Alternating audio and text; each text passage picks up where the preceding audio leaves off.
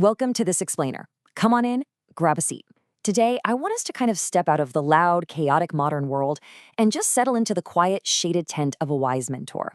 We are unpacking a true financial classic today, Clason's 1926 masterpiece, The Richest Man in Babylon. Now, this isn't just old folklore, okay? These parables literally became the absolute bedrock of personal wealth management for millions of people. As your mentor today, my goal is pretty simple, to show you exactly how these ancient rules can completely transform your modern wallet.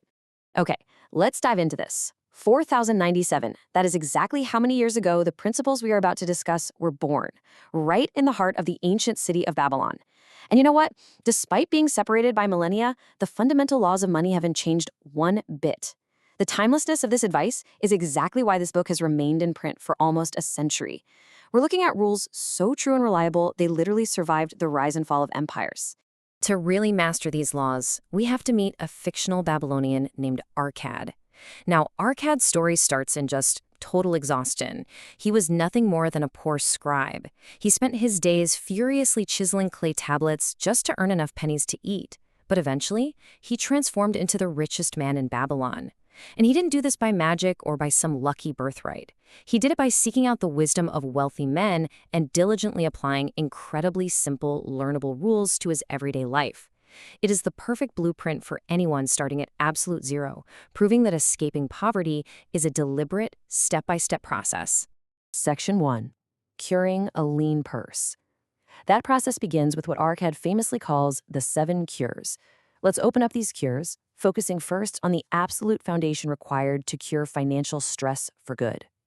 Here is the first cure, the absolute bedrock of building a fortune. Read this quote from Arkad with me. He says, "For every 10 coins thou placest within thy purse, take out for use but 9.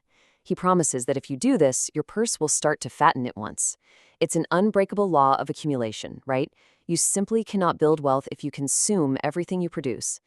Now, what's really interesting about this is how we translate Arkad's ancient poetry into our modern financial playbook. Today, we call it paying yourself first.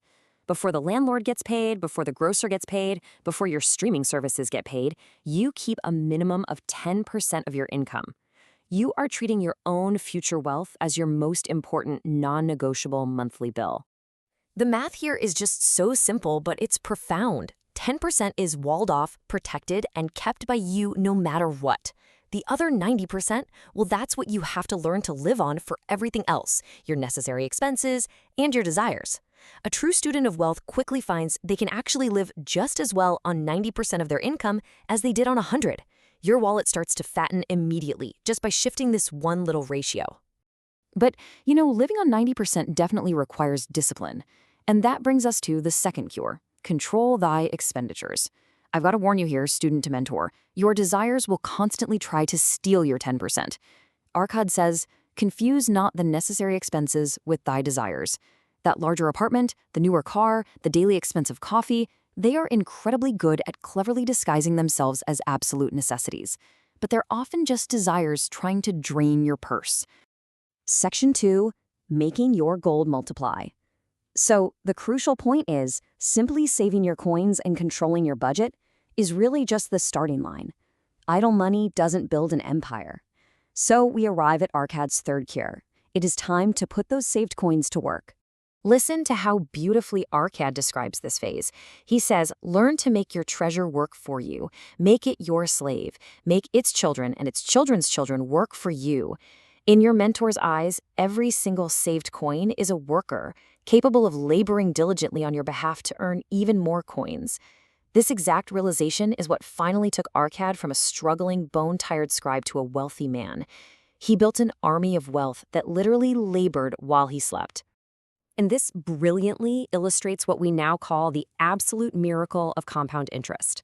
Arkad's concept of your gold's children and children's children is just ancient phrasing for reinvesting the earnings your money generates, so your wealth grows exponentially over time. This is exactly how the poor scribe steadily transformed into a financial titan. It was patience, steady savings, and the relentless compounding of returns. Section 3, the laws of gold. Let's move to and see how this builds. Because generating wealth is really only half the battle. Now we must protect it with the 5 laws of gold. Protecting your wealth really comes down to a clear split in behavior. On one hand, we've got wise employment. That means investing cautiously, sticking to businesses you actually understand, and only seeking advice from people who have proven they know how to handle money.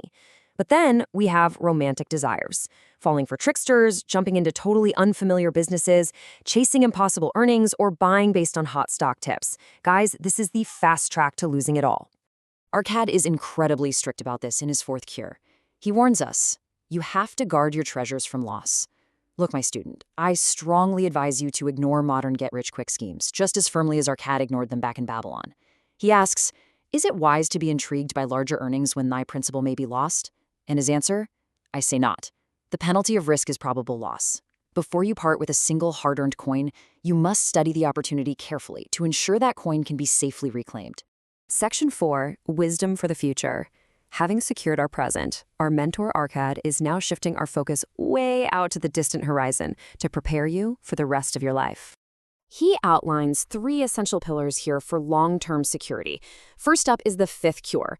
Make of thy dwelling a profitable investment. Basically, build equity by owning the roof over your head.